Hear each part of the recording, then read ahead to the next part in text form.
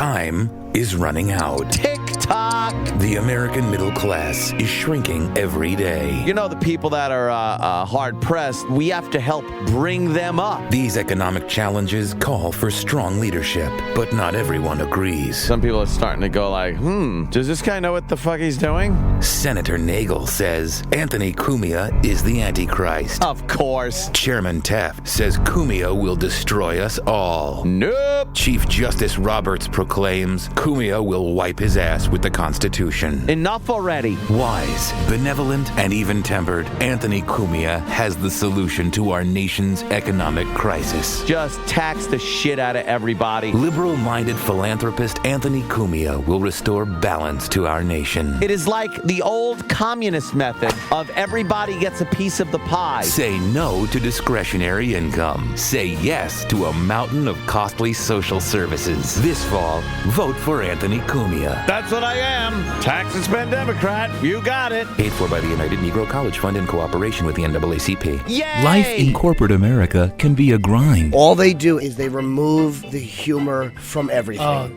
And you don't want to worry about your behavior around the office becoming a problem. I'm standing here with this erection feeling silly. You're gonna need some sound advice Talk less and suck more. from a qualified professional. I'm a stand-up comic who hates his own guts. New from the HIV Corporation. It's the Jim Norton Sensitivity Handbook. Sensitivity training. Maybe you could send someone from Human Resources in and they can tickle my bag a little. I can go, ooh, very sensitive area. And then they can leave. Jim will help you construct a business plan. Greed is good. He'll guide you through the hiring process. Hire all fat chicks if you don't want them harassed. He's also a whiz at customer relations. Here's what you do, stupid. When they complain, you go, click. You take the phone. Click. Ladies will also enjoy Jim's wardrobe recommendations. You send them to training to not have those big tits showing during the workday. Jim is also an experienced marriage counselor. How could you marry a chick that won't drink out of your mule? And he can help mend even the most fractured of family relationships. I killed my wife with a hammer. And he'll also assist with time management. 1:30, Human Resources attempts to talk about sensitivity training. 1:35, they are wiping saliva that Jim Norton has spit on them off of themselves as he walks outdoor. End of meeting. Call 1-800-LOG-DROP for the Jim Norton Sensitivity Handbook. Order today. Meeting adjourned. Attention college students. Are you having trouble punching up that term paper? Yeah, my professor is killing me. Need to doctor your dissertation? Oh man, would I ever? Impress your professors with a flurry of words from the new Vossipedia Online. Awesome! Simply type in your question, and Vossipedia spits out the appropriate terminology. What's the capital of Georgia? Alana. Wow, it's so easy! Man, I can't remember the name of the U.S. prison in Cuba. Guanama Bay. Oh, that's right. Vossipedia Online is the most useful research tool since the paperweight. What's the name of that mountain with the president's faces? Mountain in Rushmore. Oh man, I'm a fucking idiot, of course! What festivity is celebrated with booze and muggings in New Orleans? Mardi Gras. Here comes another Stutter, A. stammer, and slobber your way through college with helpful hints from Vossipedia Online. What does IQ stand for? Intellectual quiz. Man, this is a lifesaver! Thanks, Vossipedia! New from O&A Films. The story of a mentally ill vagabond dog without a home. I want to be your friends. I don't want to lose contact with anybody. We're not your friends. I didn't... We're gonna have to cut you loose, Penny. Forced to sleep in hallways and closets, her life was one major disappointment after another. I mean, how many times can we shave your head? But I don't want to lose anybody. You don't have anybody. Desperate for attention, she wouldn't go away. Patty was living here, didn't ask anyone's permission. No matter how harsh the abuse. Take the wig! Please! Take the wig! Don't do it, please! I don't want anyone to see me! I gotta go to work like this! You'll laugh. You'll cry. You'll want to strangle this annoying derelict. We have no use for you anymore. Bye-bye. Tired of those all-inclusive vacation packages to overcrowded Caribbean beaches? The hottest vacation spot is practically in your own backyard. Visit Devil's Creek in the heart of downtown Edison, New Jersey. Here's the founder of the Devil's Creek Tourism Board, James Norton, who's going to share with you some of his fond memories of this beautiful vacation destination. I have a really weird, vague memory of my pants around my ankles on the steps in this apartment building when I was an older boy. an older boy who used to make me suck his penis. He's got to be I think he older. tried to fuck me in the butt once, but it didn't work. First, you'll fly into picturesque Newark, New Jersey. Then you'll whisk away southbound on the scenic New Jersey Turnpike to beautiful Edison Township, where you'll be a hop, skip, and a jump away from Devil's Creek, where your fantasies become a reality. There was these twins. I would get both of them at different times to sit on my face because they used to pee their pants. So I like that smell. Yeah. And they would make them sit on my face behind the bushes so I could smell. I remember my one friend, I was sucking his penis and we got caught by another friend. He's the same one that He's the same one that urinated in my mouth. For memories that'll last a lifetime, even the suppressed ones, come visit us at Devil's Creek. I don't even think I got erections at that age. I can remember my friend's penis getting erect and me wondering why that happened with his penis. Like, I didn't know what that was. It was in your mouth. Jesus Christ. The Hoover Kid. Devil's Creek. If you don't leave crying, we're not trying hard enough. Are you in a committed relationship and struggling to stroke the flames of passion? You're not alone. Your friends at Banana Juice Ltd. are here to help. Dr. Andrew Dice Clay Silverstein is here with his 7-disc collection of 1,000 Ways to Woo Your Lover. These discs include segments like How to Surprise Your Lover. Minute you come in the house, you grab them by their neck and you throw them on the bed. Time for a fucking, sweetheart. And they'll also address key gender issues of our time. Girls are given long hair for a reason. This collection can be yours for just 8 easy payments of $23.47. That's right, for just $187. What? Are they fucking serious? What do I want to do? Fuck the maid of a Holiday Inn? Go put your hair down. Put some fucking dark eye makeup on, red lipstick, so I know where the target is. To order Dr. Dice Clay Silverstein's 1,000 Ways to Woo Your Lover, call 1-800-CUM-DUMP. That's 1-800-CUM-DUMP today. Just say it. Say you're my fucking pussy and you get a second date. Banana Juice Ltd. Saving relationships since 1978. The Opie and Anthony Institute for Etiquette presents How to Address a Little Person. Midgets, okay. Midgets. Midget. They don't like that word. Or a person of short stature. First, assume the proper stance. Bend your knees and hunch over at the lower back. Put your hands on your knees and look right at him. Scrunch your nose and go, hi. Next, acknowledgement of the subject. They love having their hair tousled. Yeah. they do love that. And lastly, commence conversation, but in a respectful manner. Only talk to them in baby voices. That's how it is from now on. How are you? And what's your name? And that is how you address a fucking midget. Sorry, a person of small stature. How about sausage legs? Do they mind that one? Muffin hands? As brought to you by the Opie and Anthony Institute for Etiquette. On an all-new Sex and the City, radio's Anthony Cumia guest stars as Samantha's chatty cousin, Ophelia. The guy I was with last night put a horse to shame with the size of his cock. While Samantha undergoes a hysterectomy, Ophelia joins Carrie and the girls for cocktails. Yes, another round of Cosmos, and one for my pussy, too. I'm gonna do a handstand, just pour it right down the old fuck flu. If you thought Samantha was the wild one, wait till you hear what Ophelia offers up. I left the oven mitts duct taped to my dog's paws. How embarrassing. But what a fucking my Labrador gave me. When these ladies get together for a night on the town, there's no telling what can happen. You gonna buy some shoes? Yes, the last ones I had are full of cum. It dripped right down out of my pussy into my shoes. It's douching and douche chills on an all-new Sex and the City. Let me see, what day is it? It's an ass day. Friday's all about my bunghole. Coming soon to the Apollo Theater. That's right, the one in Harlem. It's Racist Gallagher. It's not your birthday, it's your birthday, and you're not out of breath, you're out of breath. That's true. Oh, if I pick on you guys, it's illegal. The mustachioed comedian known for smashing watermelons with a big hammer is now smashing the civil rights movement back to 1955. Without preconceived ideas of what, like you can't do comedy. You can't do it without prejudice. His cutting-edge new brand of comedy will have you in stitches. Or have him in stitches after you shove that stupid wooden mallet up his bony white ass. Why don't fart? Because they don't get assholes until they get married. It's Racist Gallagher, live. I'm just being cutting edge. I use these across the country. I know what's funny. Coming soon to the Apollo Theater. One night only because, quite frankly, we don't think there's going to be a second night. I guess that's what black people do. Coming up on the next Butt Trek, the USS Prolapse continues its journey through the universe in search of giant cocks to fuck. But the crew members soon find themselves in a compromising position. Oh my. Why is there nothing between their legs? It's silly. There should be something there. Why would these people be walking around? They must be alien race. Mr. Chekhov is unclipped. I noticed that at the urinal. I sure would like to suck it. Join our heroes as they unravel the mystery of this strange new life form. They all seem to be lacking something that I enjoy. Cocks.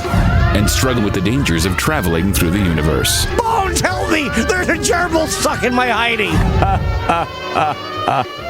Where did your cock go? Discover the fate of our fearless heroes. All on the next Butt Trek. Power up the ships, Captain. I'd like a dick in my backside. All right, what's the problem? Oh, boy. What's the problem? What's the problem? The Emperor is not happy with his coffee. Oh, no. Are we going to have to break into, Jim Norton. Coffee Diva. Look at that cup. What brand is on that cup? I don't know, It doesn't taste good. I don't like it. where do we get our coffee every day? I like Starbucks. Starbucks. And I don't like supporting the savages that run most of these delis. You're insane. Yup. You betcha. You might be right. Yeah. What is this? Hey, want to taste this? Wow, that's really nice. What? Throw it against the wall. I'm not diving it. I'm a diva. I want Starbucks coffee. You betcha. Jim Norton. Coffee Diva. I know Starbucks is a big world order type of thing. At least they're not funding terrorists. And now a reading from the book of Ted. When the wine was gone, Ted had his disciples fill the jugs with water, and then a miracle occurred. And Ted said, I took water and I turned it into crystal light. the wine was now crystal light. When the food was gone, Ted's disciples gathered, and the Lord Ted proclaimed, I took a bunch of fishes and turned them into more fishes by cutting them in half.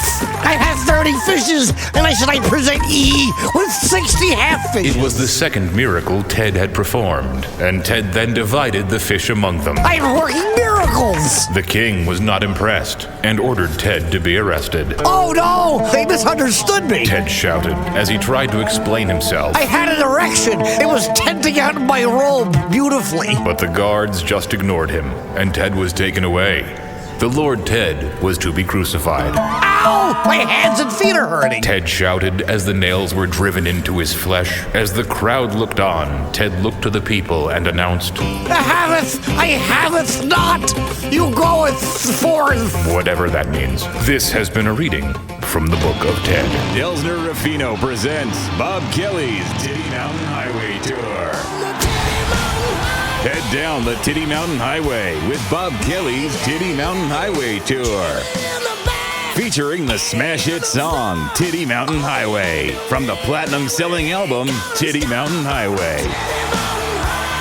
It's Bob Kelly's Titty Mountain Highway Tour. Rolling down the Titty Mountain Highway to a city near you. Tickets on sale now. Back here on the tribute to Steve Carlesi, 10 years have passed, and yeah, it's gone really fast. It's hard to believe. Yes. Well, I was going to do an introduction, but there's Roland. He couldn't wait. Well, it's like the knee-jerk reaction when he says his name. Yes. Yes. I'm going to take my vacation for the foreseeable future every Monday.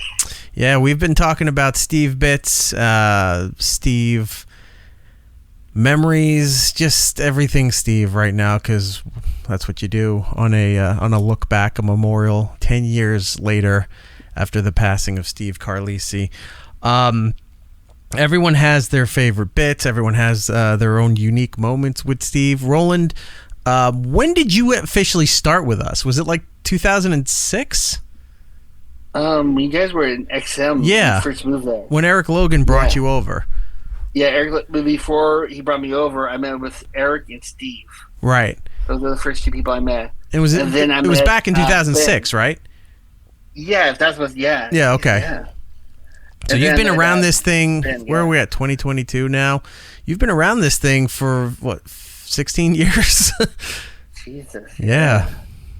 Wow. Yeah. I remember I met Ben, and Ben was, hey, man, I'm going to the bar and drink. I go, it's 10 a.m. He moved past me, and then I look up. I like, hi, I'm Steve. Yeah. Come with me. He's gonna get drunk. I'm like, all right. And that was my first introduction to Steve. We went upstairs on 57th Street to his studio. And he explained to me, he goes, do you know who these guys are, Opie and Anthony? I'm like, no. He said, have you ever heard their show before? I was like, no. Yeah. He goes, just don't say that to them. They'll be very pissed off. So he gave me some tapes to listen to before I met them. So I heard them before I met them. Right. So I was able to say, yeah, I heard you before. Yeah. Yeah. So I guess you guys got along instantly, and they brought you on board. Because at first it wasn't you. There was another booker that they brought in. Yeah, they brought a female booker, yeah. And they did not like her at all. And so she was quickly given the exit, and you were brought in. And you were of a much slender frame than you are now. You looked a little different. But your attitude and your personality, when you're talking like doing the Roland thing, pretty much made you endearing to the show. Like, even if you couldn't book a guest, they're like, we need to have this guy around. Yeah, I remember the girl came by our office crying, saying they called her a horror of bitch. And I had to laugh and I go, wow, they're very perceptive. And then I didn't think of anything of it. I go to the bathroom. And I didn't realize Eric Logan was in the waiting room, and he heard it. Yeah. And he said, "Who are you?" Yeah. I was like, "Oh no!" I said, "I'm Roland." He said, "Oh, I'm gonna tell your boss." I was like, So I thought I was in trouble. I was like, damn it again. Yeah. And I was eating pepperoni pizza, and then my boss goes, "Can I see you?" I go, "Let me finish my pizza, then I'll go see you." And she goes, "No, now, do you know who this man is?" I was like, "No, but he seems nice." She goes, "It's Eric Logan. He runs XM. Get your ass in my office." Yeah. And then he goes, "What'd you just say in there?" I go, "Oh, she said that they called her this," and I laughed. And he goes, "Can we try you out for O&A?" Yeah. He said, "You might fit in because you thought that was hilarious." Right. I was like, "Oh, all right, I'll try it out," and that's what happened. So you're on board. You're with us. There's been many segments involving you, either with your guest booking pitches, with the possible fallout of a guest if it didn't work out, and just you being you. What were your experiences dealing with Steve? Like when Steve was moved up to executive producer for a little while and booking and everything. Do you have any fun memories of dealing with Steve? Like, because we've talked about how I took photos of his breakfast where he had 2 cheeseburgers for breakfast, and he was always wired on Mountain Dew and energy drinks. I actually love taking Steve out. I took him to meet publicists. He was so adept in the world of he's adept in the world of porn. Yeah. I said these are like porn girls. They're publicists. You gotta treat them differently. Yeah. Just don't Google at them. Yeah. Sorry, I'm not used to that world. But Steve was the best, though. I loved hanging out with him. He was hilarious. Always, like, he goes, "What do you think is best?" I tell him. He goes, "All right, let me try talk the guys into it." And he was so easy to work with. And I take him to, I go, "This is, you want to do a premiere?" I took him to a premiere. And he goes, "How much is this?" I go, "It's free." And I thought that Staples in his stomach, but apparently not. He took bags of popcorn, candy, and Coke. This is fabulous. He danced his own tune, and I always liked him though. I never had a problem with Steve. He's the one person I never argued with. I mean, we had to talk. I mean, as when things went south, we talked it out. Right. Like, he always understood, and he was always the good one that, like, Ben was Ben, but Steve was one that you could always rely on. Steve was always, he's jolly, you know, but he was always oblivious to a lot of things because he was just always in a daze. We go, "Steve, that's not what we're talking about at all." Oh, what were we talking about? Yeah. This. Oh, yeah. I know what we're talking about. It's like, no, you don't. You were not paying attention, or you totally heard the wrong part of this conversation and fixated on that. But that made him lovable. It didn't make him a great producer, But that wasn't his fault. He got thrusted into that position when he shouldn't have been there in the first place. It would make it great that, like, he's making noise or something. He'll grab you, throw you in the booth. He'll make it again. Yeah. And then a day later, he comes up with these bits, these songs that are hilarious. And I don't know how he did, though. He wrote those bits left and right. Yeah. He was great at that. Yeah, it's called mental illness and depression and anxiety and everything else that you're not supposed to have, or at least supposed to have maybe one of them. He had them all at the same time. And that somehow just the wires in his brain worked in a different way, and he came up with these really batshit off-the-wall pieces of production. The likes that you don't really hear anybody else doing this anymore. Like, it's almost a lost art the way he was making this stuff. Yeah, who's that intern, that Billy or whatever, about the kid killing people? How Did Your Parents Die? Yeah. It seems to be a popular one. That one, and then that was the kid, by the way, who was wearing an electrical cord as a belt. And we thought maybe this kid didn't have any money, so we were trying to give him some money. And that's just how he liked to dress.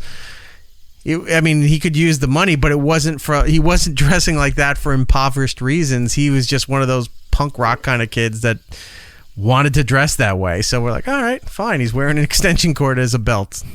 Live and let live. When Steven interviewed some intern, it was a very weird interview. I forgot who was it. He was like off the wall. I said, I guess that he's not going to get the job. Steve goes, no, he's perfect for the air. I don't know. We've had interns that were great. We have interns that were duds, and then there was interns we had to fire because they just fucked up royally. That it was like, we can't even protect this. He has to go. Yeah, I can't believe it's been 10 years already, man. I know. Was there any particular bit that comes to mind when you think of Steve? Uncle Paul. The Uncle Paul? That song? Right. He did the Uncle Paul jingle. Yeah, the jingle.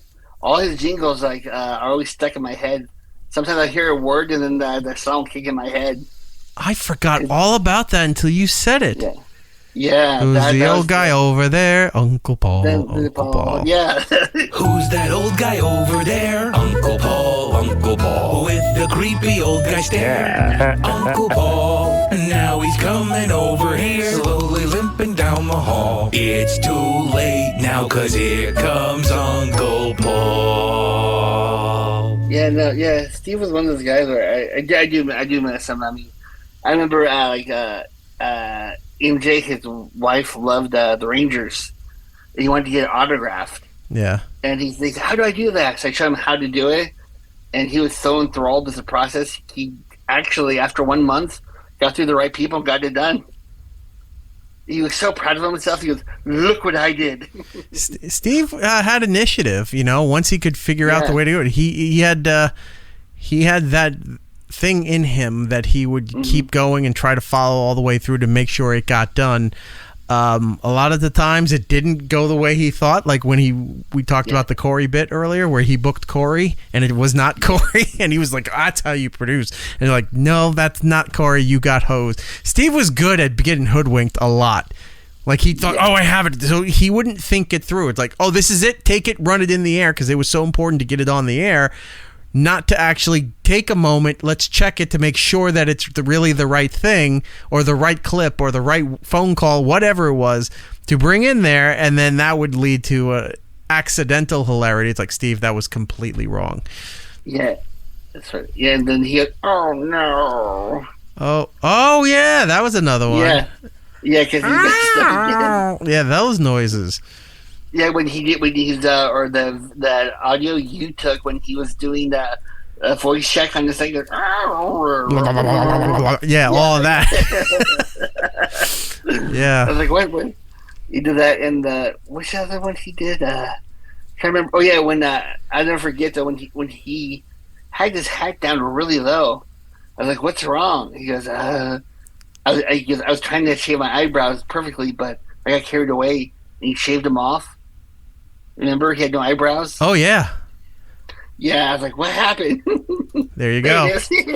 There you go. And Steve, he shaved his eyebrows off because he was trying to groom it and fucked it up. And I'm guessing this was Sam's idea to cut out eyebrows from black construction paper and taped them back onto his face. Yeah, he's the only man in the series who wore tank tops. Yep. Tank tops and flaming shoes, flaming jackets, flaming everything. Flaming. Yeah. It's just so fun to do his voice. I remember like he was telling a story to Kevin Smith, and I think Kevin just lost interest. I did too. And he goes, "All right," and he goes, "I'm a boob." Yes. And then Kevin starts laughing. He goes, "You should start off with that." Yes, our Steve, he was a boob, but he was a sweet boob.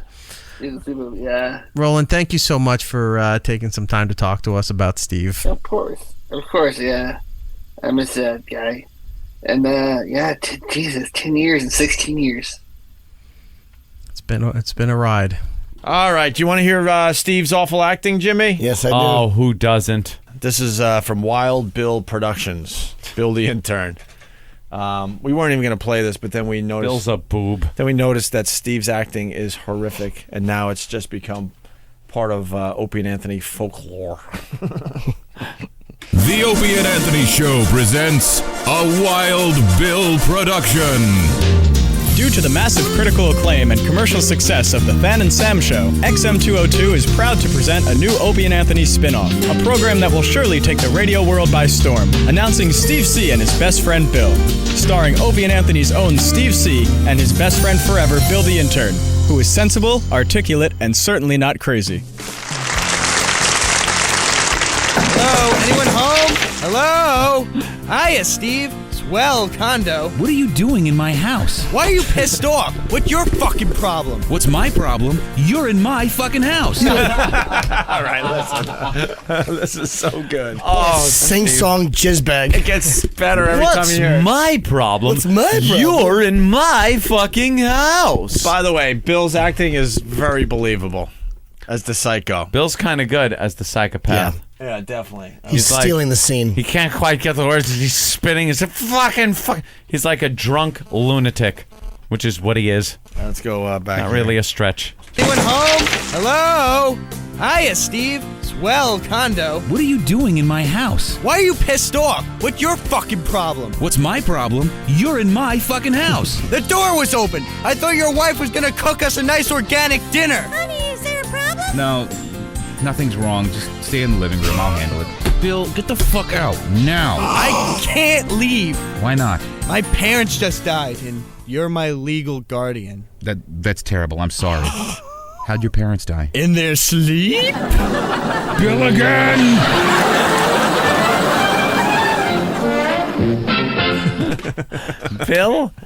Bill is fucking crazy. Yeah. The concept for that is just like the ramblings of a mad person. What is it? In their sleep? And then the Gilligan's Island music and What was Steve's other line? It was, that's terrible. That's terrible. I'm sorry. How did they die? That's terrible. That's terrible. I'm sorry. I love my favorite parts is the sing song. You're in my fucking house. That and the stay inside. I'll handle this. He's a flatlining idiot. Oh. There's a criminal there. Just stay inside. Stay inside. What are you having, pillow talk, shithead? Honey, just stay inside. We'll go right to the. We'll go right to the acting here. Not crazy. Hello? Anyone home? Hello? Hiya, Steve. Swell condo. What are you doing in my house? Why are you pissed off? What's your fucking problem? What's my problem? You're in my fucking house. The door was open. I thought your wife was gonna cook us a nice organic dinner. Honey, is there a problem? No, nothing's wrong. Just stay in the living room. I'll handle it. How calm is Bill, that? Get the fuck out now. I can't leave. Why not? My parents just died, and you're my legal guardian. That's terrible. I'm sorry. How'd your parents die? In their sleep? Bill again!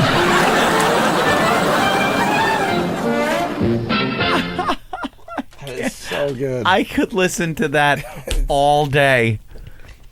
Steve is awful. Keep that close. When he goes, I'll handle it. I'll handle There's a criminal in his house. I'll handle it. Stay inside. I'll handle it. What's my motivation? To put everyone to sleep. Okay. You're in my fucking house. That's terrible. I'm sorry. That's terrible. I'm sorry. It just stinks. Steve sucks. That acting was just DOA. Mm-hmm. Just when he yells, I'll handle it. I'll handle it. And you know, stay inside. Steve talks with his hands upside down, pointed upwards, almost like he's picture someone carrying a Yule log with no log in their hands. Right. That's how his hands are always, and he kind of shuffles them back and forth dumbly. And you know that's how he was actually doing it. That's terrible. I'm sorry. I'm sorry. Look, like he's fondling breasts. Yeah, like he's got two big balls, one in each hand. That's terrible. I'm sorry. You're in my fucking house. I'll handle it. They couldn't have gotten through that in one take. Are there outtakes? Oh, please tell me. Come on. Please tell me there's outtakes. There's got to be outtakes. Go through that folder. All right. Derek's going to look later. Make sure he doesn't delete them. All right. Bastard. We'll take another break. We'll get You're in my fucking house. No, let's do it again. Wait, I'm You're not happy. in my fucking house. No. Okay, one more time. You're in my fucking house. No. That was the best version they had. That was the best takes. I like this one because there's a little stuttering. That's terrible. It sounds so natural. This is how he reacts to the parents died and the guardian. My parents died. This is his reaction. That's terrible. I'm sorry. Wow, way to show some feeling. I love how bad that is. He should be doing Shakespeare in the rest area. That's terrible. I'm sorry. Why don't you shut up? Enroll in the Steve Carlesi School of Improv. Here's one of my students now. Give me a person, an occupation, and a situation. Okay, a fireman, a firehouse, and a fire. Yes, I think there's been a fire and somebody needs help. This kid's a genius. He's my best student. All right, we're gonna pick an object, a comb. It's a comb. My hair must be messy. That's it. Oh my God, I'm in tears over here. Someone in the audience pick an occupation. Producer, I have no idea what that is. How's that for improv? When in doubt, open your eyes wide and panic. Enroll in the Steve Carlesi School of Improv. Yes, I get it. I have no improv skills. Continuing on with remembering Steve C. You may know this guy if you're an old school O&A fan as John the Dump Guy from the NEW days and the Ron and Fez NEW days.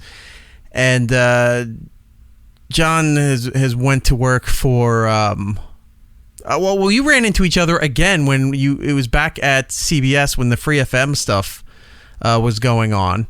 And right. So, to be fair, we were there first, and then you guys came in. Right. That is true. And then when I worked for Martha Stewart, I ran into you guys again because you were in the studio next door. Right next to you, yeah. So you can't get away from us. So yeah, he was the dump guy at NEW. You may find an old bit online where they were blocking the door as they were saying stuff on the air, and then letting John try to run down the long hallway to try to hit the dump button in time because. By the way, my idea. That was your idea? Yeah. What I did was I dumped out of something. Yeah. And O&A brought me in, and they were like, why'd you do that? And I was like explaining it, and then Anthony, who actually after a while the guys really got it right, would go like, yeah, well that makes sense. And then Anthony went, go back to your hole. Yeah. And I was like, you want to race me? He's like, what are you talking about? I'm like, you say something, and I could see if I could run down the hall and beat the time. Right. And they were like, you're kind of a big guy. I don't know how fast you are. The thing was, I knew that there were people in the dump room, so I knew it wouldn't happen anyway, but they didn't know that. So I just thought it'd be funny if you to see me running, and of course Steve, being smart, whips out the camera, right, and just follows me the whole time. Steve's also a big guy, not really good for running either. No. I always said there was once a picture of us in the NEW studio. I said we looked like the WWE champions. We looked like 20 champions, two of us. That look up that bit. That bit was very fun. You wound up working for Leslie Gold, the radio chick, for a while. We ran into you at Free FM again. Then you said Martha Stewart at Sirius XM. You were in the studio next to us. And it's always been weird. We've always kind of had, in certain times in both of our careers, we were like, oh, you're next door. You're right there. How you doing? Good to see you again. It shows you how small the business is that you constantly are running into everybody at some point. I always call it the 150. There's only 150 of us who know what we're doing. Yeah. So you're constantly crossing paths at different jobs and who got hired by this job that you're already at and who got let go from a job that you used to be at. So there's like 100 of us who know what we're doing. Let's talk about, while you're here, and our pal Steve Carlesi. Can you tell us about the time that you met him and your impressions of him? So the first time I met him was before NEW. I met him in college. We actually went to Boston University at the same time.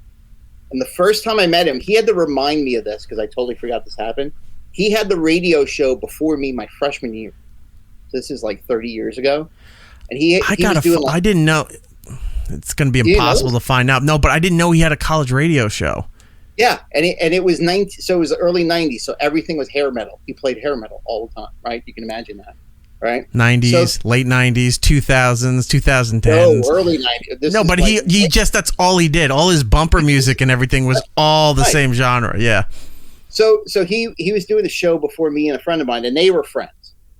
This other guy who I knew, and these two, as we're walking into the station, these two guys are going, we had the most amazing time last night. We went to go see Kiss at the Worcester Centrum, and we had a limo, and we took this limo up to Worcester, and we had this great time. And you gotta remember, this is 1992, so Kiss doesn't have the makeup. It's like the animalized Kiss, right? I'm like, what kind of douchebag would go to do that? Me. Right? So me and my friend started joking about it on the air, and years later I told Steve, I was telling the story to one of our PDs, and I said, nothing with these two douchebags talking about Kiss and going to the Worcester Centrum, and Steve turned to me and went, that was me, you know that, right? I'm like, it was? And I had no idea. But the second time I met him was my roommate studied film and TV, and so did Steve. Steve studied film and TV at BU. Mm-hmm. They were partners on a project. So Steve had to come to our apartment for them to work out the project. And that's when I met him. And then when I came to NEW, he was still just Foundry Steve. He wasn't the production guy. Right. So my friend said, hey, when you get to NEW, remember that guy Steve who used to come to the apartment? He's doing stuff with Opie and Anthony. You should hang out with him sometime. And like the first time I met him, I said, Scott says hi. And after that, we were like super tight friends until the end. Sweetheart of a man. Oh my goodness. Yeah. So Steve started out he had a band site that he was not doing band stuff anymore, and he was trying to figure out other things to do with it. So he started recording, like, in a way, he was ahead of the curve from a lot of radio about for everything. I mean, any radio show that has a video component to it right now, he was doing 20 years ago. Yeah. And trying to figure everything out, like they were streaming on Real Audio, or real that feed. If you had the webcam, it was refreshing every like 3 to 5 seconds. You'd had a still, like it wasn't a fluid motion like you would have now. A chat room with a video feed, right? Like all kinds of stuff. All of that stuff. Steve and the Opie and Anthony show were way ahead of everybody on that. But then eventually Steve got hired to do production. Right. And then started doing production for like the entire station and every show that was on it. And he did commercials and he did voiceovers. Yeah. He did all kinds of stuff. But also you got to remember before that, the website was unofficial, but it had everything. It had every show, every piece of audio, every piece of video. And there was a debate every week about, can you say foundrymusic.com? This week you could, and then next week you couldn't, and the week after was you that couldn't. A management thing? Yeah, okay. Totally. And you couldn't know week to week whether you were allowed to say it or you weren't allowed to say it. I would have just kept saying it, and then it's like, oh, you didn't tell me this. So how did I know? Well, that's what it became. It became like, why is it fine this week and why wasn't it fine last week? And I think part of the problem was Steve was shooting everything that was happening in the studio. The girls, the couches, the whole thing, and he wasn't blurring anything out. Yeah. So if anybody reported the show, his stuff was uncensored, even if it was off air. Yeah. So I think they were concerned. But you always could fight that, and you could say, yeah, but the on-air version is not the same as the in-studio version. You could, but you couldn't prove it. You couldn't prove that it was on the air. Well, you could, because you could match up the audio. Because remember, whatever they were describing, he had video. Right. Right.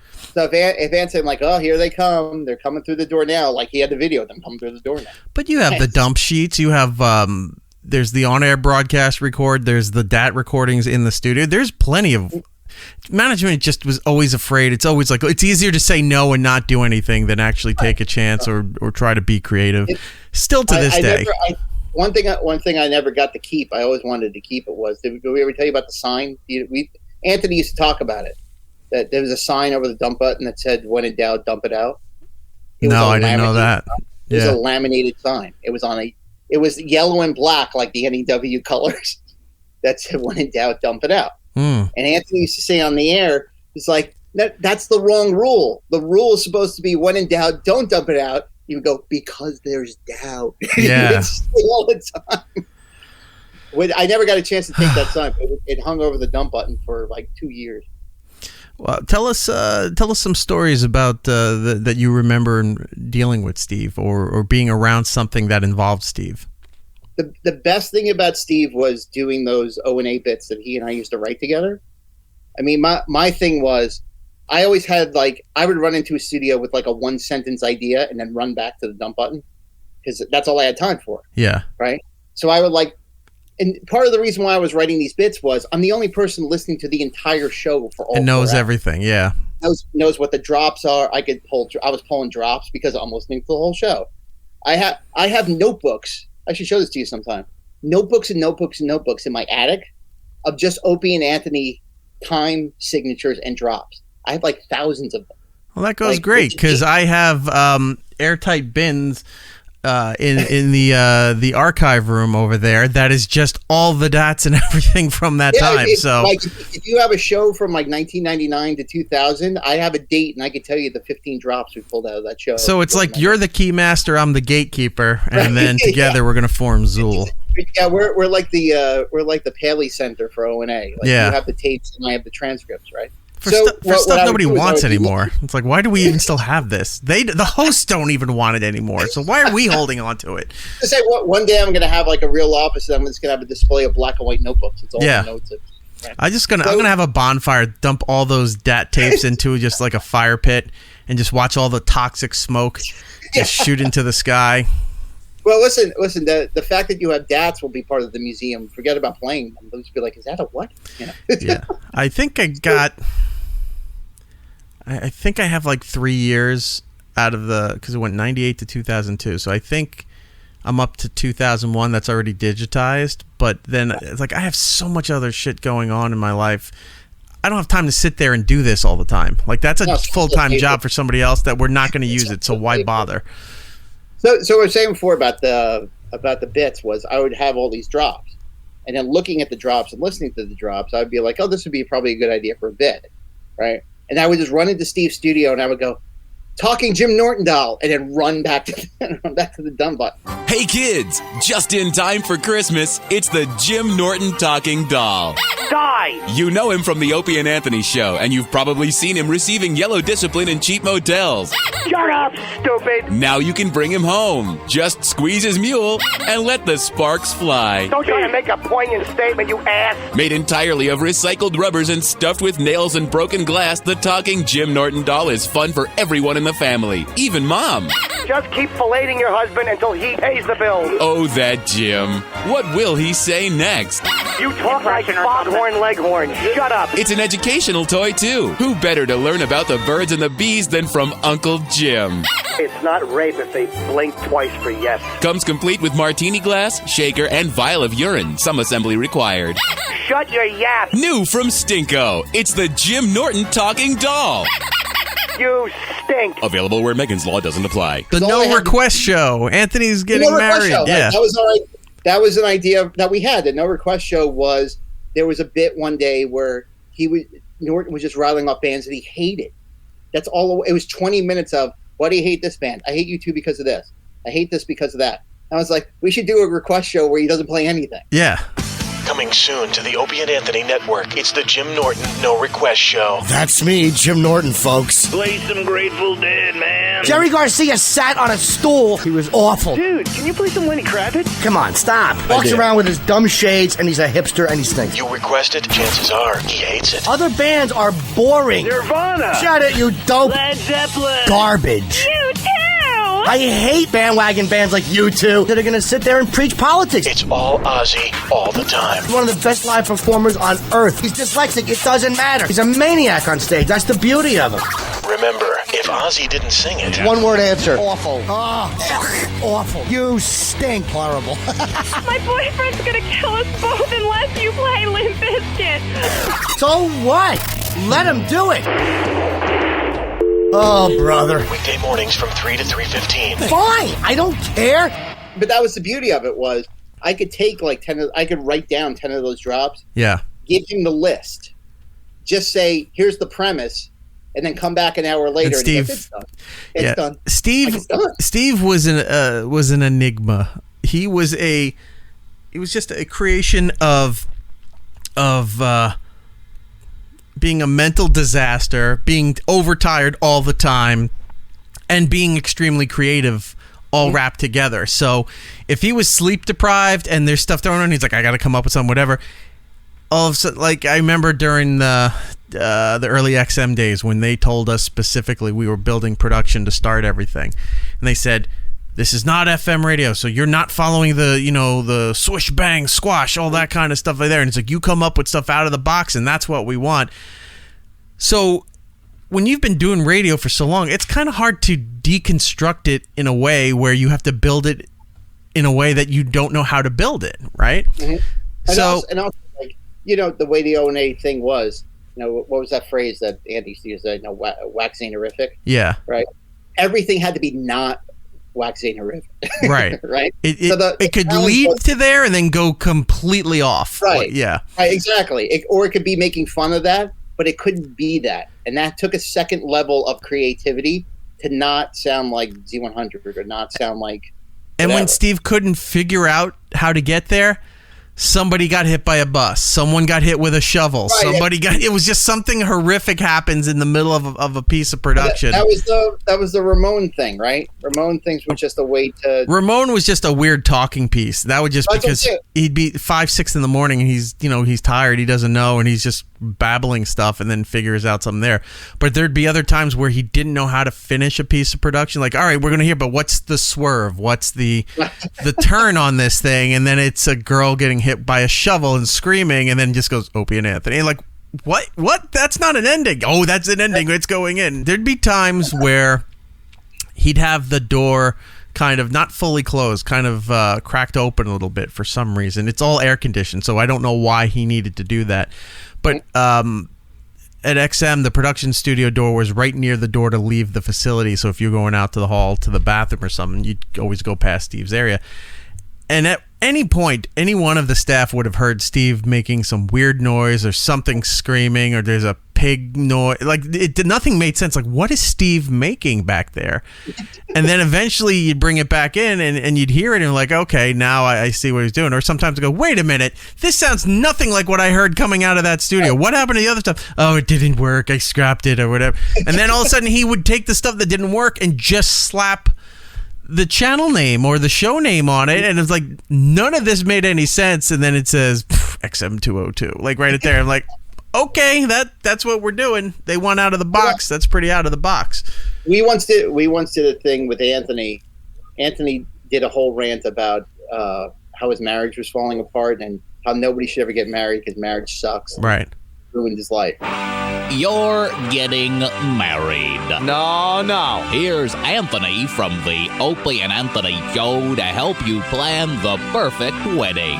I'm talking to you. Are you listening? First, you must carefully choose a wedding ring for your gal. I went into one of those jewelry stores in Penn Station, and I think I spent $300 on it. Right. Well, you should also make sure your betrothed gets along with your dear, sweet mother. Your f***ing son is a scumbag. Maybe not. Your wedding night, on the other hand, should be a magical one. I believe I laid there looking at the ceiling with tears of regret and sorrow rolling down the sides of my face. Just follow these simple steps and you'll have the perfect wedding. Just like, I got nothing. I was shocked. I was horrified. I was broke. Hopeless. What did I get myself into? It only took 9.5 years for me to leave. Never marry a wop! I was a broken, beaten man. And I had been married for 6 hours. The dumbest one we ever did that I loved, and what I loved about it was Opie loved it, which I didn't think he would ever love it because it was so stupid. Mhm. Right? Do you remember the one about Earl going skiing? Do you remember that one? Because I remember. I don't know if I do. Right? So he was supposed to go to a ski resort, or Eddie W did a thing, and I'm like listening to the bit, and I'm in the back, and then I go to him, and we're like trying to figure out what to do with it, and it was like, maybe do something with a mountain or skiing or something, and both of us were sitting there, and they went, "Earl will be crashing down the mountain when he skis." I'm like, that's it. He'll be crashing down the mountain when he skis. And both were, he'll be crashing down the mountain when he skis. Right? No, I don't remember that one. Yeah, so we wrote it, and it was like... I'm going to write that down because I'm going to look for that now. Wait, so here, I can remember the lyrics. Wait, Earl will be crashing down the mountain when he skis. He'll be crashing down the mountain when he skis. He'll be crashing down for miles. Who will do the public file? He'll be crashing down the mountain when he skis. Right? So the two of us are just like, we are giggling ridiculously, right? Yeah. So we make him like, they're never gonna like this. They're never gonna like it. It is so dumb. So we put on you remember we put it on carts, and Steve would go like deliver it and go, "Here's the new bit. We just wrote this." And Opie plays on the air. He's like, "That is fantastic." Earl be crashing down the mountain when he skis. Lordy Lord. Earl be breaking both his arms and his knees. Earl be tumbling down for miles. Who will do the public file? Earl be crashing down the mountain when he skis. Help me. Earl be lying on his back in a cast. Help me. Help me. He's broken all his fingers and his ass. Somebody help me. Earl be face down in a dish, crying like a little bitch. Earl be lying on his back in a cast. Help me! Help me! Any other Steve stories that you can share with us? So one thing about Steve is said he became a really super close friend of mine. Or like our wives, like it's probably public knowledge he was married twice. Right? I don't know if you talked about this, but my wife was friends with both of his wives. So when he finally had a child with his second wife, he had a baby before I did, and he was literally my go-to like parenting advice guy. Oh no! Because he can't take care of himself. How is he taking care of him? This was the beauty of it. Every mistake he made, he told me all the mistakes he would make and why it wasn't that big a deal if you make a mistake. And I've told people this over the years. I said, Steve gave me the best parenting advice anybody ever gave me in the first 6 months, which was, he said, you're going to be sitting on the couch and you're going to be watching TV, and you're just going to be watching TV, and one time you're going to hear floop, and the baby fell off the couch, and you're going to feel like you're the worst person who has ever lived on planet Earth. And right. You're going to hate yourself for a day, and then you're going to realize they're fine. They're totally fine. But that first 2 hours is going to be the longest 2 hours. Should I tell anybody? Do I call anybody? Right. It's like the first 2 hours will be the worst 2 hours of your life. And then you go, it happens and they'll be fine. And you know what? He was totally right. But he was the first person to tell me that like, you're going to make mistakes. I led by example. Steve fell off the couch first, and then he was like, oh, thinking nobody saw it. And then later the kid did it. When I heard, when my daughter literally rolled over and fell on the floor, I said, he was right. The baby's going to fall off the couch sometime. He's totally right. So he was my go-to parent coach for like 6 months. He gave me extra diapers. He told me what things to buy. He was like outside of radio, like this is the kind of friend you need. Like, right. He's a radio guy. He knows everything about radio. He knows everything about like everything Guns N' Roses did from 1988. But when you need a friend to tell you like, here's how you can help raise your kid, like he was that guy too, right? He could make the stupid noises and the Ramon jokes and sound like a barnyard animal or whatever. But he gave me parental advice that I still use like now. He was so excited to have that kid. I know. So excited. Like when he started, when he got married the second time, he was very proud, very boisterous about it. And then when he had the kid, like, oh yes, she's here, but now the kid's here. Like that was the big focus of it. And yeah, he loved that kid so much. Well, I think I was the only radio person to be at both weddings. I'm pretty sure. Because his first wedding was like a real Italian wedding. Right after the O&A firing. Yeah. Yeah, and it was. And we've talked about this over the past, that it was the first time all of us were in the same room after that August, because we were all there. I was at Rick was there, Ben was there, O&A were there. It was like there was two NEW tables. I used to joke there was like the O&A table and then like O&A adjacent. So I was like the people who were allowed to still be working but couldn't talk to O&A, and then the O&A people. No, it was more like there was like the show, and then there was like the people who worked there with them, right? So, but I remember talking to Anthony for a long time. But it was the first time everybody was in the same room together, and it was fun to see everybody. And people were still like pissed off, but people were kind of just happy to see each other, which was kind of nice. Like I remember my wife like had never really had a real conversation with Anthony, and I'm talking to Anthony for a while. So that was. And then the second wedding was at a tattoo parlor in Rutherford. It was in Rutherford. So I went. I was at that, and then we went out. And actually, it's funny. That wedding, this is again, what a good friend, right? That wedding, in a way, got me the Martha Stewart job, which sounds funny. Was Martha there? Was she getting ink? So it's a roundabout way, but it makes sense, right? I was next to Steve at the table at his wedding, and he goes, "Did you hear that Rosie O'Donnell's doing a radio show for Sirius?" I go, "Yeah, I did." I said, "Yeah, I read that." And he goes, "You think she'd apply for it?" I'm like, "I don't know if that's for me." He goes, "Every good radio producer at Sirius is applying for this job. Yeah. So if you want to be considered one of the good people who should be considered, like you should go throw your name in, because they're only considering the good people, right?" So I contacted people at Sirius. I put my thing in, and I got interviewed. So I got interviewed, and I didn't get the job.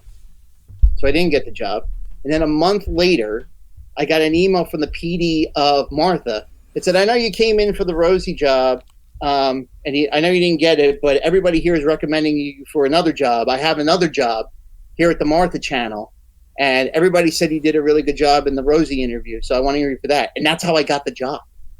So in a way, Steve's wedding is why I got hired. Because if I didn't tell him or didn't talk to him, or if he didn't talk, or better yet, kick your ass to go and do it. Yeah. If he didn't talk me into it and say, "You're good," he took the time at his own wedding to tell me that I was good enough to get the job, because that's the kind of person he was. Yeah. Steve was a good dude. He really was. For as much as we can goof on him, and rightfully so, for his on-air and antics.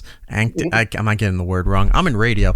For his on-air stuff, his production, and just Steve being Steve is one thing, but the people who did know him outside of the office, knowing Steve as another person, a very kind and sensitive person, a caring person, and just a good dude.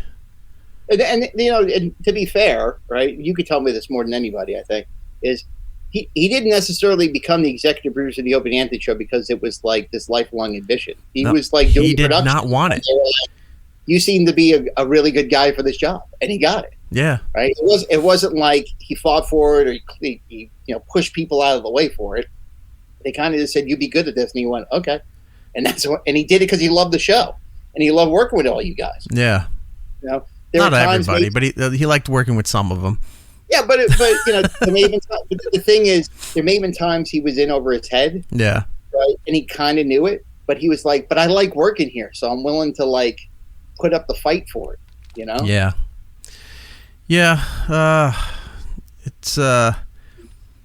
It's hard to think about that 10 years has gone past with him. And when do you ever really see anybody, unless they're a close friend or family, but when do you ever really see anybody go on about like, oh my God, the 10-year anniversary of anybody dying? Unless it's a major celebrity because the news or TMZ needs to bring it up for viewership. Nobody ever really remembers that stuff. Nobody really even cares at that point. They look back maybe fondly at the person, but that's about it. The crazy thing is every time, this is what Facebook does, right? Is when Facebook reminds you of the date of something, like I could live that whole day. I could tell you exactly what happened that entire day from about noon to about midnight, including I think at about 8 o'clock at night, I was like calling you desperately, like every 10 minutes. You remember? Like, because I was not getting any answers from anybody. So I just started like freaking out a little bit. Yeah. I found out from Ben. I can tell you this. I was walking through Times Square and Ben sent me a text and said, "I've just gotten terrible news. I hope it's not true." And I had no idea what he was talking about because Ben and I, if we ever talk about anything, it's about the Yankees, the Red Sox, the Patriots, and radio. So when someone sends you a text that says, "I heard a rumor and I hope it's not true," like that could be like a radio host that you hate got hired somewhere. Right. Right. Until he texted me the next thing, and then it kind of went from there. And I could tell you like what I did on the bus, and I called my wife, and I called you, and I was texting people. I was like a basket kid. Yeah, I got the call while we were still on the air in the morning, in the back office there, and we still had like less than about an hour or so left to go. So when I got the news, I kind of freaked out. Like I kind of broke down. Like I didn't know what to do here, and I was like, "Oh my God, I'm gonna have to tell them," because she was when MJ told me, she was in no position to do that, and I had sat there. I'm like, "Oh my God, we still have an hour left. I can't get called into the studio for a bit or for goofing or something like that because I won't be able to handle it." It was one of the rare times where I just couldn't do it. And luckily that never happened. And then at the end of the show, I came in and I just told everybody they got to come in, and then told them. And you want to hear a room of guys who don't know how to shut up just go silent. Yeah. Mm-hmm. Yeah. Use the term deathly silent in that room, where those rooms are soundproof. It was so quiet that the gain in your ear kind of pitches up to give you that ringing because it's so nobody knew what to say to do, and like Ope's like he's like don't be fucking, this is a bad joke. I go, it's not a bad joke, this is what it is, this is what happened, and I don't know what else to do. So it took a while, and then like the next day we had to talk about it on the air and put all that stuff together. But yeah, it's never a phone call that you want to get. And that I remember you did a tribute show that weekend that you actually let me be a part of, which I truly appreciated. I mean, of course. I tried to find everybody that that was friends with them that would be willing to come on and do it. Yeah. Because what I did was I went into our studio before the show and it was empty. It was just me and a microphone, and I just kind of went, ooh, and then I just remember handing you a CD and go, whatever you want to do with this. I don't know what you're going to do with it. Yeah. And then I actually, that weekend, because I think you were doing it that weekend, I actually heard it in the car, and my wife got to hear it, which I thought was nice. So and then I saw you at the funeral. Yeah. Right? So it was you, me, Opie, and I don't know if it was just maybe the three of us. Was it just the three of us? I don't know if you want to cut this out. I'm just saying this. No, that's fine. Yeah, I think but it might was have just been. three of us in the parking lot for like 2 hours. Yeah. I can remember. Right. And I semi told the story on the air at Fox, but when Opie got fired, right, it was a kind of a big newsy story, right? And Alan Combs, who was working for On the Air without me expecting it, said, who's by the way also passed away, so it's a whole other thing. Yeah. Said to me, "Is there anything you want to say about this? Because you worked with him." And I said, and I had not seen Opie since that day. since that funeral in the parking lot. And I said, the last time I saw Opie was it was a good day. Like, I don't want to ruin it by saying anything right now. Yeah. Because it was a good day for the three of us. Like, the three of us just sat, like, the three of us had never had like a real, like, kind of hangout sit down. And the three of us had like a really good talk for a long time. And I was like, I don't want to wreck that memory, and I don't want to wreck it. That was a good day for me. So I don't want to, we all needed that day. We needed, because a lot of us didn't know a lot of people there because we were the radio people. So I think we kind of like huddled. I was like, I don't want to wreck that. I remember Steve and I went to, somebody who used to work with us came back to New York, and he said, they wanted to do like a meetup, like a bar night. So Steve, who lived like 10 minutes from me in Jersey, said like, I'll pick you up. Like don't worry about taking the bus or anything. He's like, I'll come with he used to come with the Prius, right? Remember the whole joke about the Prius and Jetsons? Yeah. My wife used to, every time, like, I have electric cars now, she will still say, like, every time we mention electric cars, she does the Jetson sound because of the sound effect they used to do for Steve. She does it all the time, right? 20 years later, right? So he was in the car. He got a promo of the Evanescence song. Remember the Bringing Back the Life song? Mm-hmm. He got a promo copy of it, and I swear he played it on repeat the entire drive from Save me from the dark. He was like, this is going to be the greatest song ever. It's going to be the greatest song ever. And he just played it on a loop the entire, 45-minute drive into the city. It's only, 4 minutes long, right? But he was like, I love it so much. I just love it so much. There was an hour traffic leaving the tunnel. He had to sit there listening to this. But he was so passionate about it. I'm like, all right, it's totally worth it. See, that's something I didn't know, and I know the audience didn't know, that Steve was a big Evanescence fan. Well, it was when so this is 2001, right? So it was in the Daredevil movie, the Ben Affleck. The Ben Affleck one, yeah. I remember him saying, "I got this promo copy. It's a single from the soundtrack," because I remember it has Ben Affleck on it. Oh, I didn't even remember that. Okay. And he played it non-stop for the 45-minute drive from Hudson County to the Lower East Side. But that was the thing, though. He used to get all these bands and all this music, and he would tell you why it was awesome and why it sounded like this and why it sounded like that. And he played guitar. That was the Foundry thing. He was a guitar player. Yeah. He occasionally sang. He sang at his wedding, which is one of my favorite things of all time. He did? Yeah.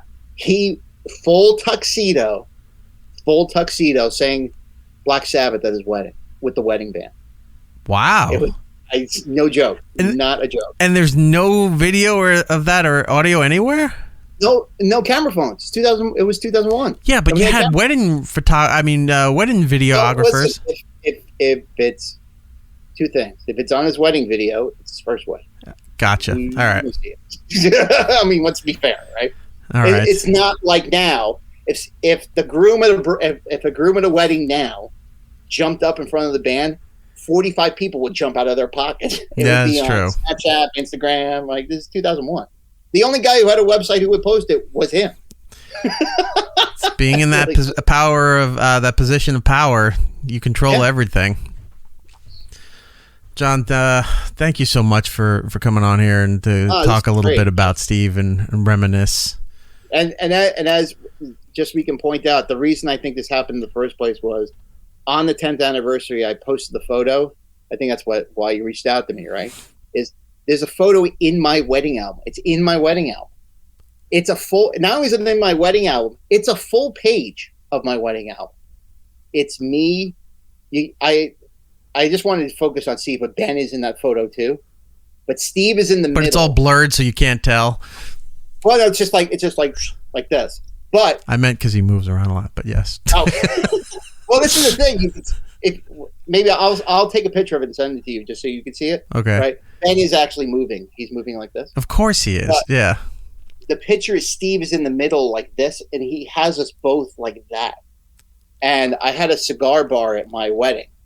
So we all lit up cigars. So all of us have these cigars in our hand, and he's bear hugging the both of us. Right. And I remember taking that picture, and I jokingly said, because it was 2003. Right. So it was after everything. It was before XM, and it was after NEW. It was that middle period. So we were like, just in case we never do radio again together, can we all take a picture? And we took it. and it's a full page of my wedding album. So it looks like he's the groom because he's front and center. I will send you it because we had so much fun. And Ben too, like sometimes when the three of us and our wives and girlfriends used to get together, it was just the best time. And then my wife would say, when can we do that again? Every time. And that's why I like to remember him that way, was we were at my wedding having an awesome time. So I keep that picture all the time. And it comes up every year for 10 years. That's the picture that reminds me. Let's go to Winston Churchill. What? Winnie? Well, actually, it's Charlie, and he has something that Winston Churchill said. Say, Charlie. Hey, you might like it. Winston Churchill said, "A nation trying to tax itself into prosperity is like a man standing in a bucket trying to pick himself up by the handle." Pretty interesting, I think. And that's what we're that's doing. impossible. You can't do that. Exactly. It's impossible. What a great to do line. That. It is a great line. That fucking Winston Churchill had some great lines. I wonder if he had a writer. He didn't have no Back writer. then, he would just walk up and say things. Well, this is our finest hour. It's like, wow, it is. Guy's fantastic. What? Standing in a bucket. What are you? It's like, what are you, spackle? Oh, my God. All right, let's see what Amy Yes, a nation trying to tax itself into prosperity is like drinking cum out of a bucket. How is that? Because taxing yourself is delicious. Never has one person done so little for so many. Sorry. Yes. Let's say hi to Stryker. I may not agree with what you say, but I'll have another piece of cake. There it is. There it's like it is. Speak softly, but carry a big burger. Yes. 4 and 1 giant logo ago. The bucket stops here.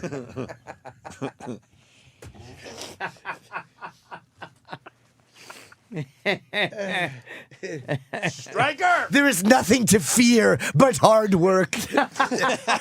I'll laugh at that one. My only regret is I have but one burger to eat for breakfast. I may not agree with what you say, but I'll diet for your right to say it.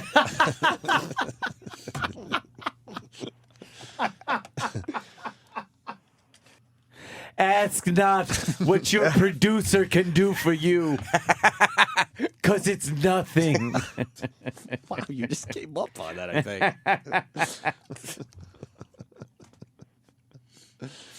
A diet which will live in infamy. Steve from Bayshore. Give me liberty or give me cum. Even if you give me liberty, I'd like some cum. I'll take cum or both, but not just liberty. Liberty is nice, but not without cum, it's not. Let them eat cock. Steve from Bayshore. Let them eat cock. I shall not seek, nor shall I accept another term as your producer.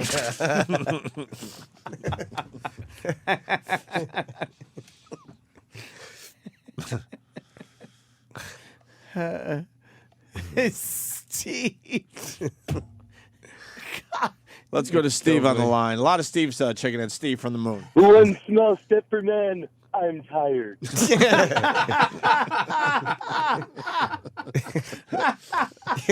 One small step for man, one giant cock in my behind.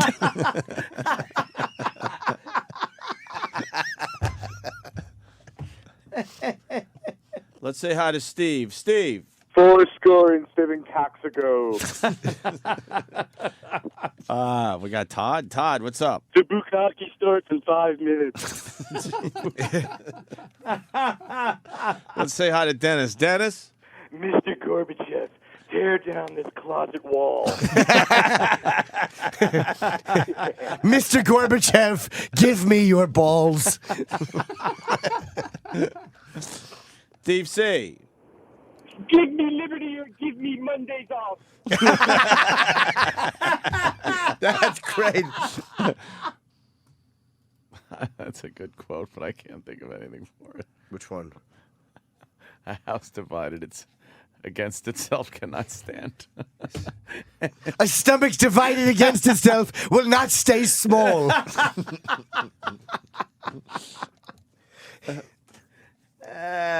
All right. A man divided against his own sexuality cannot stand. However, he can kneel and grab his toes. Steve C. checking in. Steve. Oh. Hey, you won't have Steve Carlesi to push around anymore. To err is human. To be incompetent is divine. Oh, here's a good one. Steve C. checking in. Steve C. I could not have sex with that woman. I could not.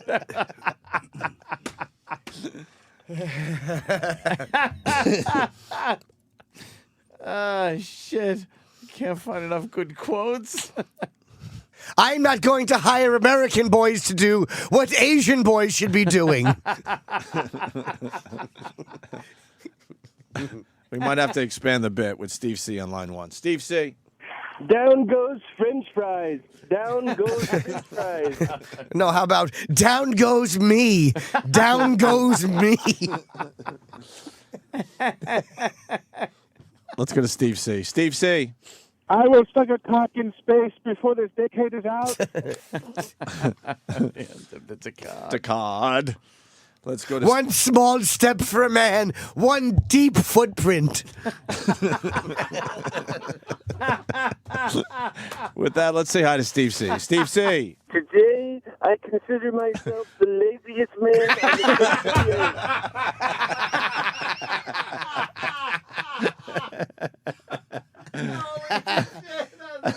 earth. A fucking good one. All right, on. Let's say hi God damn. Let's say hi to Steve C. Steve C. Yes. We have nothing to eat. Buffet itself. But what itself? Buffet. Like a buffet, Chinese. All right. That's a good one. Yeah, we get it. Steve C., what's up? Read my lips and put some cum on them. Let's say hi to Steve C. Steve C. I just want to report that the British are coming. The British are coming, and it's delicious.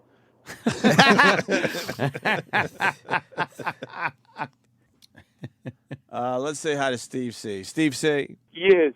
Ask not what you can do for your radio show, but what your radio show can pay you for your own videos.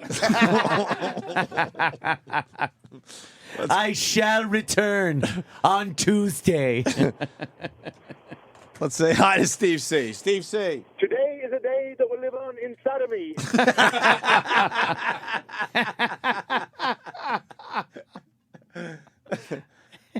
So we have Chip on the line. Chip. No, it's Steve C. Hey, I may not agree with what you say, but you give me a whole bunch of cupcakes or something, I'll agree with that. Wow, Chip.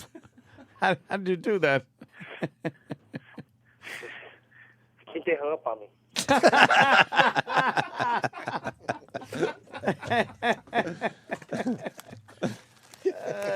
Shit. Let's say hi to Steve C. on line 1. Steve C. Yes. If you can't stand the heat, stay in the closet. No, it's regardless of conditions, stay in the kitchen.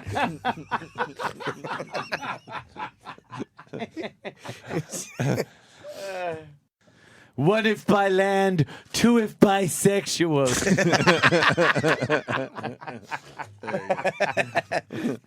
Janine. That was a good one. Bisexual. That's very good. The British are coming and it's delicious. And it's delicious. Oh, is he catching a fucking...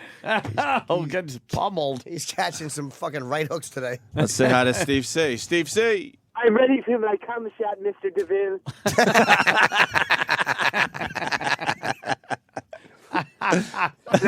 Let's go to Steve C on line 7. Hi, Steve C. Steve C. Mr. Gorbachev, come down my throat. Jesus, that's so unnecessary. That was just blatant. Yeah. Let's go to Steve C. Steve C. Yes, a house divided against itself can be glued back together with a little cub. Steve C. Ich bin ein homosexual. Let's go to Steve C on line 4. Steve, what do you got? Glory, glory, hallelujah. It's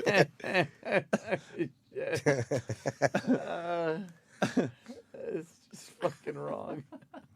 Let's go to Steve C. Steve. One giant step for man and 2 large oven mitts for my canine.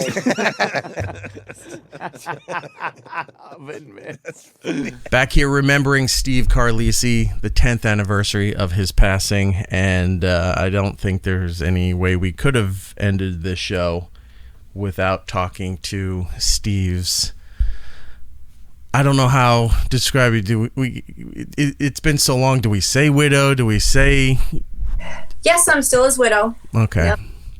MJ is here with us to talk a little bit about Steve. MJ had the unfortunate responsibility of calling me when Steve had passed, and we were still on the air. We were still doing Opie and Anthony that morning, and I had to sit there for like almost an hour in the back office hoping they didn't call me for anything, because I just wasn't in any shape to really function at that particular moment. And then having to tell the guys after the show what happened, and not a good day for anybody involved. Even worse for you and for his son to have to go through that. Let's talk about some of the finer points of Steve. Obviously, you married the guy, so there had to have been some things that you liked. No, he forced me. It was a Ponzi scheme. Yeah. I couldn't pay off, so I had to marry him. How did you meet Steve? What attracted you to Steve? How did this all come together for you two? So we were friends on MySpace way back 100 years ago when MySpace existed. Right. And I was doing, custom diets and workout programs for weight loss. For I had a bunch of clients at the time, and he had found my profile and reached out to me and asked me to do a diet for him. And that was at the time where he had had the gastric bypass, right, and lost a whole bunch of weight. He had gotten sober, and he was spending so much time at the gym, and he had hit a plateau. So he reached out to me to do a diet for him. So I ended up not only doing the diet for him, but he was so misguided in his fitness journey that I just took him on as my fitness client as well. And then we just started seeing each other from there. That's I remember that particular time when Steve had lost the weight and he was really working on it, and then something happened. Like, because one of the bigger jokes on the air was Steve loved. I mean, he was eating healthy, but he was drinking the worst stuff. Mm-hmm. Like, Steve had these connections to like Sobe and Monster Energy drink. Yeah. We had cases and cases of this stuff, and we couldn't give it away to anybody. But Steve loved it, and if it wasn't that, it was Diet Mountain Dews. Yeah. So anytime we'd go back into his office or into the production studio when he was working there, that was just constant. It's like, Steve, that doesn't help either. Right. Yeah. Yeah.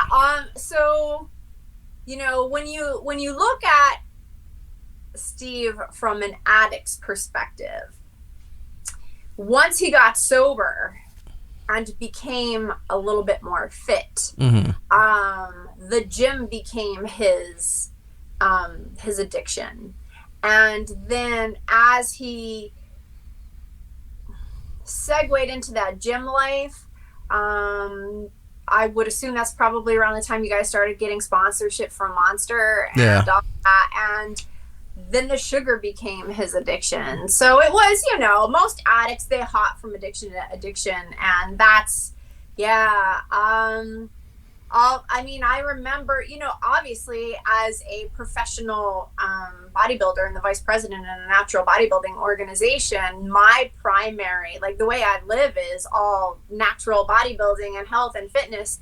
And, you know, I remember being so sad when he lost that, I guess, addiction to the gym to you know, like with most addicts, it just morphed into something else. And, you know, but yes, he would be so good for so long and eat so well. And especially when I was pregnant, I craved Houlihan's steak salad with French fries on it, melted cheese, and ranch dressing. Yeah.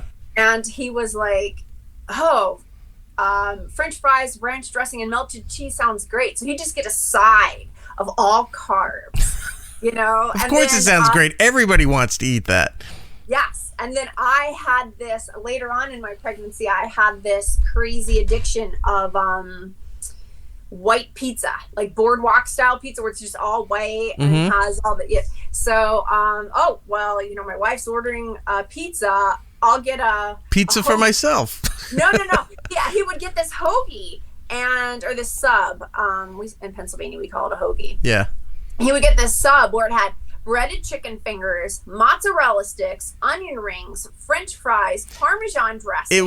It's what they call a garbage plate, like a garbage platter kind of thing, but in a sandwich form. Yeah. Yeah. So I was like, no, you're not the pregnant one. You don't get to eat like that. Sympathy pains. Yes. Yes. You've known, when you found out about Steve, you meet Steve, and then you see where he works, and you see he has a very colorful history on air with this show. Does that make it difficult to kind of take things further with him, knowing that he's like portrayed as a big gay bear on air with this soft-spoken demeanor?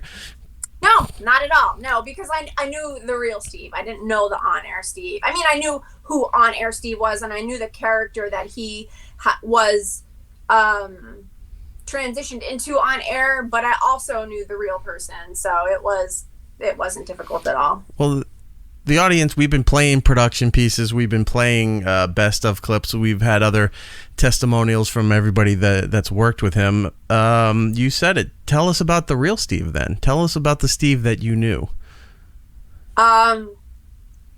He was the most gentle, softest, kind-hearted person I've ever met to this day. He loved me more than anyone will ever love me. He loved me more than I believe my parents loved me. You know, he loved his son so much. Soft, kind, gentle, always wanted to help everybody. But he had this side to him where he would let you, no pun intended, poke the bear for so long. And you would never see it coming. And that final poke, he could just turn and that's it. You know, like he just would stop taking shit. Yeah. But, you know, he loved silence. He loved alone time. He didn't like being in the spotlight, ironically, but he loved radio.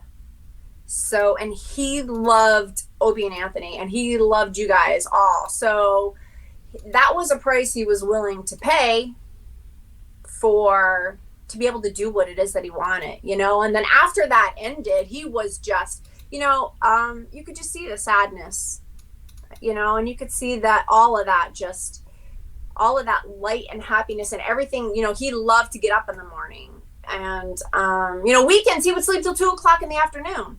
But weekdays, man, you couldn't keep him in bed. He was going to work. You know, he loved it. He, for the character of Steve on the air, or the persona that not necessarily he was portraying, that was mostly thrust upon him and the role that he was going to play with all of this. Outside of all of that, in the back office or just talking or whatever, if you knew Steve, you did get a chance to see that side that you're talking about there, because he had to put up. Look, it was a very hostile area that we worked in and show and all that stuff. But if you were alone in the office and you were just talking about stuff, he would eventually open up and you would find out, who Steve really is. Steve was a very, very kind person. Mm-hmm. He was very, in a lot of ways, understanding. Even if you didn't ask him, like sometimes he could tell if some things were wrong and he'd pull you aside. And he's like, what's going on? What do you need? What do you have to do? And it's like, I didn't say anything. I know something's going on. What do you need? What do you have to do? So I always remember that with Steve. You two had a son named Xander. Mm-hmm. Does Xander know about his dad? Like, does he know any of the stuff his dad did? Or did he just knows that his dad passed early? No, he knows about his dad. So what I tried to do early on was make sure that Xander was not raised a victim, that he never had any excuse to fail, and never blamed not having a dad around for any negative thing that might happen in his life. I always wanted him to own his own responsibilities and know that we are not what happens to us. That is not who we are. And I say it all the time. And this is a lesson that I learned when he died. You're not special. You're not special.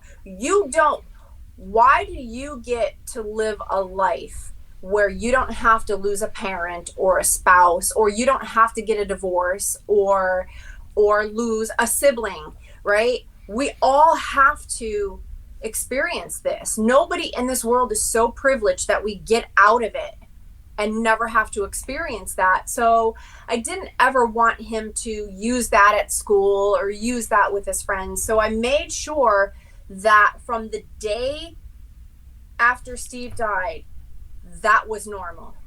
No, Steve was normal. Right. I never brought up to Xander, hey, today is your dad's birthday, or, hey, today's the 10th anniversary that your dad died. Never, because that's sad stuff, right? So I always keep Xander in the present. I keep him here. I keep him today. Keep him focused on himself and keep him accountable for himself. So now I have used Steve when it benefited me in parenting, because there was a time when Xander's not like this anymore, but Xander did not want anything to do with sports. All he wanted to do was play video games. And nothing wrong with that. Well, I told him, you're very lucky that your dad isn't here, because he had a rule, and this is true. He had a rule, 2 things. Xander will be involved in 2 things. I don't care what they are. Piano lessons and Mandarin lessons, violin and football, 2 different languages or 2 different sports. But Steve was adamant Xander was going to be involved in 2 different things. So every time, I'd enroll him in jiu-jitsu, and he's like, I really don't want to go. I want to play my Wii. And I'd say, you're so lucky. I'm only making you do 1 thing. Your dad would have had you doing 2 things. Yeah. But now he does everything. Out of his own desire to do stuff. Oh, yeah. He is a sports maniac. He lifts. He's a weightlifter. How old is he now? He just turned 12 in April. That's all right. Yeah. I swear I thought he was already in his teen years, but 12 seems about right. Yeah. But he plays football, baseball. He likes basketball, but that's not his sport. But his life is football, so that's all we do. Wow. I don't want to, your child, his child. I don't want to put anything out current. That's not fair to the kid. But this is the only thing that we had at the time of Steve and them together. Aww. It's adorable. Oh my Just God, adorable. he's so tiny there. I know, and Xander too. Oh yeah. Yeah. Yeah. Aww. Yeah, it's sad, but I'm glad you're doing okay, and you've. I mean, it's been so long. If you didn't, I would be really worried that you found a way to move on and live your life, and that Xander's growing up to be such a terrific kid. Does he ever? I'm sure he asks about his dad once in a while or something like that. But has he ever heard any of the stuff that Steve's done on the air? Be it not even the like the O&A stuff, but any of the production stuff, any of the video game stuff that Steve used to do. You never ever heard his voice in those things? Mm-mm. No. I've tried. Just recently, something came up where one of Foundry's songs came up on my Apple Music. I was like, this is so weird. Yeah. And I said now Xander's into like rap music, so he likes and I don't mean like Eminem. I mean he likes like hard like old school like rap. And so I said to him, I said, hey, did I ever tell you that your dad was in a band? No, I know I have, but of course little boys, they don't remember anything. He probably doesn't even remember what he had for breakfast. So he's like, no. And I said, yes, I did. And his band's name was Foundry. I said, and I just stumbled across one of his songs. Would you like me to play it? And he puts his headphones in. He goes, no, thank you. That was it. Wow. Yeah. He's still young. I'm sure he'll get to a point where maybe in his teen years or, early 20s, somewhere in there where he'll want to, he'll come and talk to you one day and just tell me about my dad. Tell me all these things you wanted to show that I didn't. Not that he didn't care, he just had no interest at the time of checking out. And he's like, point me in the direction. Let me see some of his stuff, some of the things that he did. Is there anything else that you wanted to share about Steve? I miss him terribly. I hear his voice every day, like you and Norton were saying, something will come up and you can't not hear his voice and you can't not say his little isms. I still do when I go pump gas. He used to say, he used to sing, we'll put el gasolina en el tanco, por favor. And every time I pull up to the pump, everybody. Hang on. You have to redo that, but you have to do it as Steve. Okay. Let's put el gasolino en el tanco, por favor. Put gasolino in the tanco, por favor. Yes. That means please. Yeah. So time I fuel up, I hear it, I'm going to bust him on something really quick. One time I caught him because he lived over in the Secaucus area. One time I caught him. I was coming home from where it was late for me too. Like I left in the afternoon. So I'm coming out of the Lincoln Tunnel. You get onto Route 3 and then there's like a Hess station there. So I was like, all right, yeah, I had to get. So I go, and in Jersey they fill your tank for you. So they're getting gas. I was like, all right, I'm gonna go get an iced tea. So I walk in, and there's Steve. I'm like, what are you doing here? He's like, you did not see me here. It's like, okay. He wasn't buying the most healthiest stuff, but I just laughed. I was just like, of course, Steve's in here eating gas station. I mean, we all do it. Who doesn't want to eat the hot dogs or the fun stuff off the rollers? Yeah, exactly. But he's like, you did not see me. I was like, no, I did not see you here. Ooh, that must have been when I had him on a strict diet. Oh no, I think he was a little worried that I was going to say something on the air, because I think the next day he's like, we're not going to talk about what we said. I was like, no, like, Steve, I forgot about it. It's like, it's all good, all good. Yeah, I love that guy. I love you and Xander, and I'm glad everything's going well. What I want to end the show with. One was talking to you, but two, he would never sing on air, right? Until one time, and somehow we convinced him to sing the karaoke version of Foundry's Pendulum. Yes. We finished. you called in, like, not to him, but on his phone. He was doing the one-sided conversation, screaming at him. Because I guess, was it that he never sang to you, but he sang it on I forgot what the reason was that you got upset about it. Yes. So for a year, I mean, he has all these guitars, right? And I know the history of Foundry. I know the history of the production of all of the music. And I would always ask him, why don't you just play for me? And he'd go, I don't know, I'm not feeling it. Nah, and I said, come on, sing for me. Play for a year. Nah, I'm not comfortable doing it. I said, in front of me? You're not? No, I don't know. I'm afraid you'll judge me. And I happened to be listening to the show that day. Yeah. And I heard you guys pressuring him to sing. And I was like,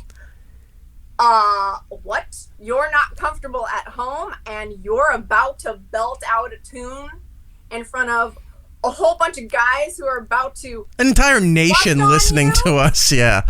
Right? And I was like, no, it's not going down this way. You're not in our P1. Nope. You're not part of our listening demographic. And I told him, I said, you can do it tomorrow. You tell them you will do it tomorrow, but you are not. You must come home tonight and sing to me tonight before you can sing to them. Well, he didn't, because he did sing Pendulum. Then he took a phone call with you screaming, which was also hilarious. Yes. But he made up for it, because then he said, all right, I have to sing this song next. And he did. So we are going to close the show out with him. What is the name of the song? It's by Rascal Flatts. Broken Road. God bless this broken road. No, that wasn't the one. It wasn't? Hold on. I have it here somewhere. Oh, no. He sang Rascal Flatts' I'm Moving On. Oh, yes, he did, yeah. So I'm going to end the show here with Steve. I don't know. He kind of just screwed himself in every direction that day. He wound up doing everything he didn't want to do. So he sang Pendulum. He pissed off MJ, and he said he would never sing to her. And then he wound up singing to her for the first time in front of millions of people. Steve singing live on the air. Rascal Flatts, I'm Moving On. MJ, thank you very much for your time. Thank you. Do you want to sing this for your girl there, Steve? Sure. All right, here we go.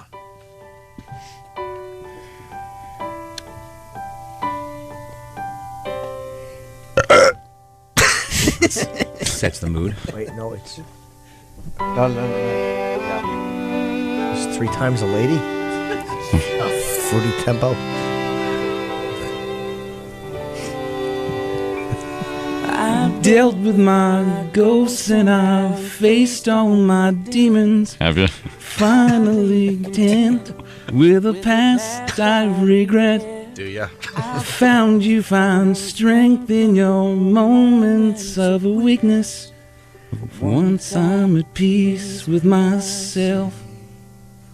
I've been burdened with blame, trapped in the past for too long. I'm moving on. Moving on. Steve sang that to the world of vaginas. I've lived in this place and I know all the faces. Each one is different, but they're always the same. Through a glory hole. But it's time that I face it. They'll never allow me to change. But I've never dreamed I would end up where I don't belong. I'm moving on. So get out of my way. The faces don't change. Oh. They'll have one eye and poke through a hole in the wall. Snake faces. Has been patiently waiting for me, and I know there's no guarantees, not alone. I'm not doing well. Good. Everyone's life when all you can see are the years passing by. Have made up my mind that those days are gone. The answer to the next line is fudge. Okay.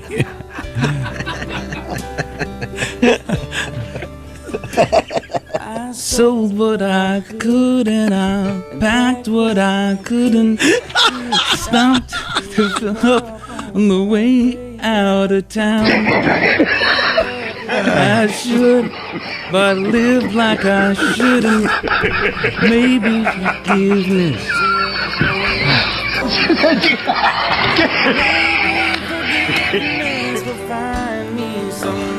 Down this road. The old dirt road. I'm moving on. I'm moving on. I'm moving on. And that's how you executive produce.